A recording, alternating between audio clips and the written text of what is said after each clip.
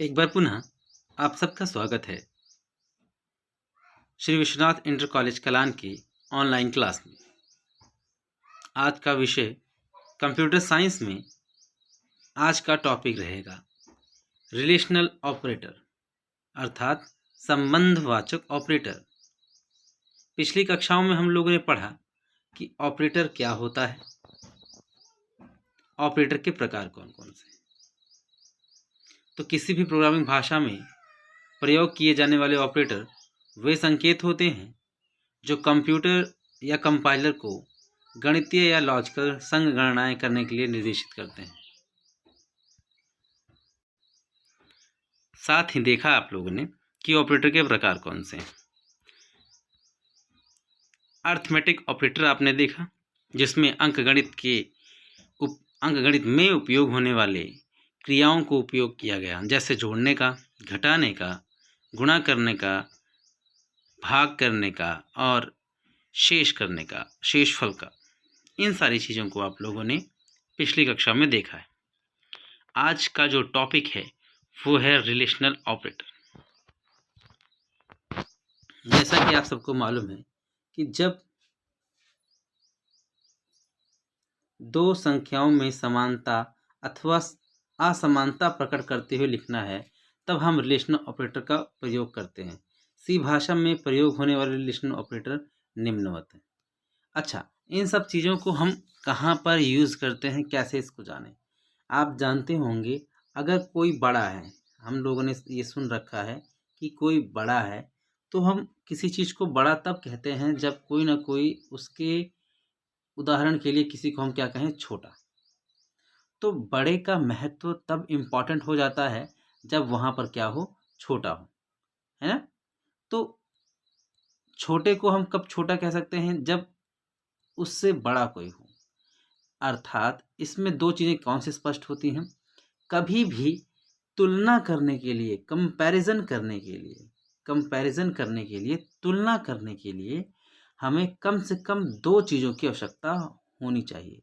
कोई भी एक अकेली चीज़ की, मान लीजिए एक x है, हम ये कभी नहीं कह सकते कि x छोटा है, क्योंकि हमें x छोटा या बड़ा कहने के लिए कम से कम दो चीज़ों की आवश्यकता होनी चाहिए, है ना।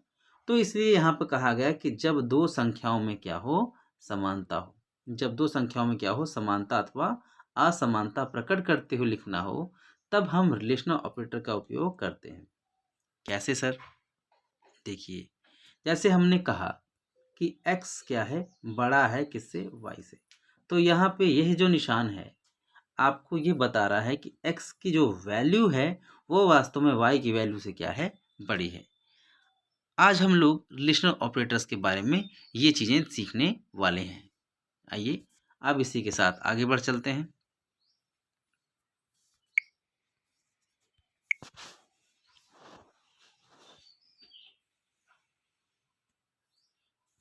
यहाँ पर आप देख रहे होंगे इक्वल टू लिखा हुआ है। इक्वल टू का मतलब, यहाँ पे आप गणित का सामान्य सिंबल आप इक्वल लगाते थे, लेकिन आप कंप्यूटर में जो इक्वल लगाएंगे वो डबल इक्वल टू लगाएंगे। ठीक है, डबल इक्वल टू का यूज़ करेंगे। माने अगर आप डबल इक्वल लगाते हैं तभी इक्वल माना जाएगा। एक होता है नॉट इक्वल टू, तो गणित के सिंबल में इक्वल लगा के काट देते हैं, लेकिन कंप्यूटर में ये चीज़ें नहीं यूज़ होती हैं। उसमें डज नॉट इक्वल या नॉट इक्वल टू के लिए आप इसमें बोधक चिन्ह के साथ इक्वल का साइन लगाते हैं। उसके बाद होता है लेस देन। लेस देन का मतलब होता है कम। जैसे कहा गया कि x क्या है, कम है y से, तो इस प्रकार इसके लिए आप लोग लगाते हैं क्या, लेस देन का। अब अगर कहा गया कि x क्या है, बड़ा है किससे, y से, तो इसके लिए आपने क्या कौन सा चिन्ह लगाया होगा, ये ग्रेटर देन का सिंबल लगाया होगा, है ना। यहाँ पे देख रहे हैं, देख लीजिए। अब अगर आप कहते हैं कि छोटा है या बड़ा है, यहाँ पे या और की बात आ रही है, और अथवा की बात आ रही, तो हम लिख सकते हैं कि गणित के समान नियम में कि x बड़ा है या बराबर है कितने के, y के। तो ये सारी चीज़ें कैसे आप एक सी में लिखते हैं कि x बड़ा है या बराबर है y के। और इसका अर्थ निकल के आता है कि x की वैल्यू या तो y से बड़ी होगी या तो y के बराबर होगी। वहीं अगर लिखते हैं x less than equal to y, तो इसका मतलब x का मान या तो छोटा होगा y से या तो बराबर होगा। दोनों नहीं हो सकता, इसमें या तो की बात हो रही है, या की बात हो रही है। ठीक है, इस चीज को आपको विशेष ध्यान रखना है। अब जरा एक साथ एग्जाम्पल्स के रूप में इसको देख लिया जाता है। x है, x इक्वल टू वाई, माने यहाँ पर x की वैल्यू y के बराबर होनी ही चाहिए। यहाँ लिखा गया x does not equal to y, तो यहाँ x का मान y के बराबर नहीं है। यहाँ लिखा हुआ है लेस देन, तो होगा x less than to y। Okay, और उसके बाद कौन सा है, उसके बाद है ग्रेटर देन, तो x ग्रेटर देन y। और यहाँ पे दो दो प्रकार से वैल्यू को देख रहा है, तो यहाँ होगा एक x लेस देन, छोटा है या बराबर है y के, और दूसरी है x बड़ा है या बराबर है कितने के, y के। तो यहाँ पे दो दो वैल्यू। ओके, तो ये है आपका कौन सा रिलेशन ऑपरेटर। रिलेशन ऑपरेटर का उपयोग कैसे करते हैं, अगर आपने देखा हो, मैंने वोटिंग करने के बारे में बताया था, एज के बारे में बताया था कि अगर जो एज है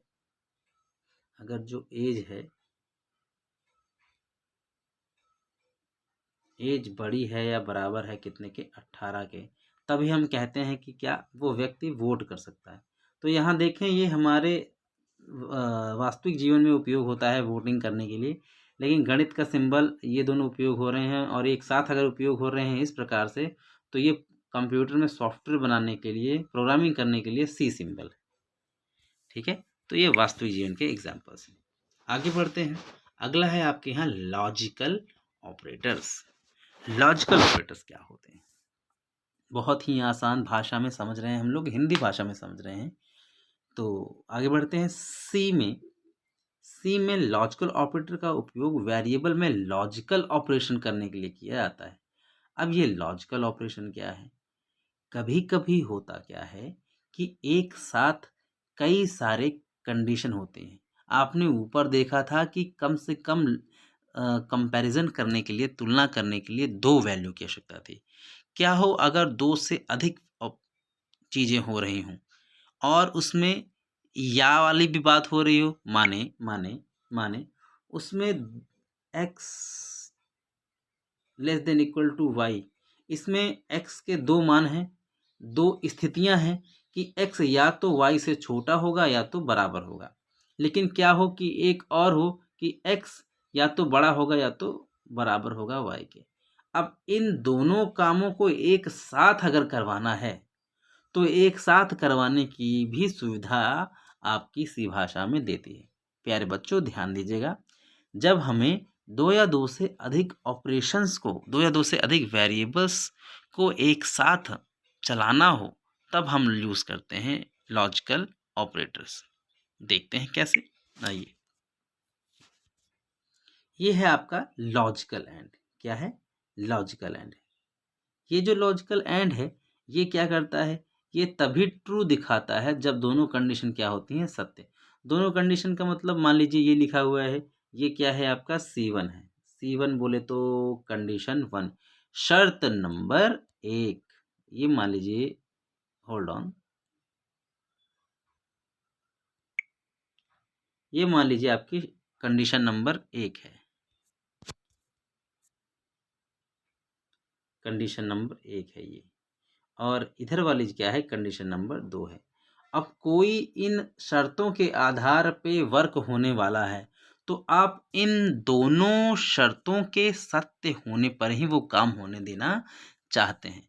इसका असली दुनिया में एग्जाम्पल कहाँ देखने को मिलता है, प्यारे बच्चों, आपने ये देखा होगा, अगर किसी के पास OTP है और प्लस उसका क्या है, पासवर्ड है, तभी हम किसी के जीमेल अकाउंट को क्या कर सकते हैं, रीसेट कर सकते हैं। किसी के जीमेल अकाउंट को क्या कर सकते हैं, रीसेट कर सकते हैं। तो वहाँ ये जो सॉफ्टवेयर बनाया गया होगा कि अकाउंट आप रीसेट कब कब कर सकते हो, जब जब ये शर्तें क्या हो रही हो, सत्य हो रही। तो सोचिए इसमें कितनी शर्तों का होना जरूरी है, दो शर्तों का होना जरूरी है। साथ में उन दोनों शर्तों का सही होना ज़रूरी है या गलत होना ज़रूरी है? बिल्कुल, उन दोनों शर्तों का सत्य होना ज़रूरी है। तो इस प्रकार से लॉजिकल एंड आपका वर्क कर सकता है। ठीक है? Logical and. अब बात आती है लॉजिकल ऑर की। इसमें भी 2 या 2 से अधिक कंडीशन होती हैं जिनकी आपस में तुलना की जाती है, चेक किया जाता है। लेकिन यहाँ पे और लगने से जैसा नाम वैसा काम, और लगने से ये अथवा की तरह काम करता है। माने कि अगर आपके पास मोबाइल है, जीमेल है, मतलब मोबाइल फ़ोन है, जीमेल है, ओटीपी भेजने की भी सुविधा है, बाकी चीज़ें भी हैं, ठीक है? तो आप कौन-कौन सी सुविधा से अपने ईमेल आईडी को रीसेट कर सकते हो। तो उसमें आपने देखा होगा कि अगर कोई उसमें कम से कम 2 चीज़ें हैं, तब आप अपने ईमेल आईडी को क्या कर सकते हो, रीसेट कर सकते हो। या इसको ऐसे समझिए कि अगर कोई हॉल है कोई हॉल है, कोई कमरा है, उसके अंदर आप किन-किन व्यक्तियों को आने दोगे? आप उन व्यक्तियों को आने दोगे जिनके पास आधार कार्ड है प्लस मोबाइल फ़ोन है। एक के पास आधार कार्ड है प्लस मोबाइल फ़ोन है, दूसरे के पास, तीसरे के पास आधार कार्ड है, मोबाइल फ़ोन है और पैन कार्ड है। तो आप हॉल के अंदर आने की इजाज़त, हॉल के अंदर आने का परमिशन कब-कब दोगे? जब जिस व्यक्ति के पास आधार कार्ड होगा और जिस व्यक्ति के पास क्या होगा, मोबाइल फ़ोन नंबर होगा। जिस व्यक्ति के पास आधार कार्ड नंबर होगा और मोबाइल फ़ोन नंबर होगा, आप उनको क्या करोगे, यहाँ आने की परमिशन दे दोगे। ठीक है? और लेकिन अगर किसी के पास आधार कार्ड और पैन कार्ड है, तब भी आप आने की परमिशन दे दोगे। तो यहाँ पे क्या है, अथवा के रूप में काम कर रहा है कि या उसके पास आधार कार्ड, मोबाइल नंबर हो, या तो आधार कार्ड, मोबाइल नंबर, आधार कार्ड या पैन कार्ड हो। तो इस प्रकार के एग्जाम्पल्स में, इस प्रकार के सॉफ्टवेयर डिज़ाइनिंग में इनका उपयोग किया जाता है। आगे देखते हैं, अगला है आपका लॉजिकल नॉट ऑपरेटर। ये तब उत्तर देता है जब दी गई कंडीशन असत्य रहती है। ठीक है? यह ट्रू रिटर्न तब करता है जब कंडीशन सेटिस्फाई नहीं होती। तो अभी के लिए इतना ही। Thank you so much. बने रहिए, पढ़ते रहिए और आगे बढ़ते रहिए।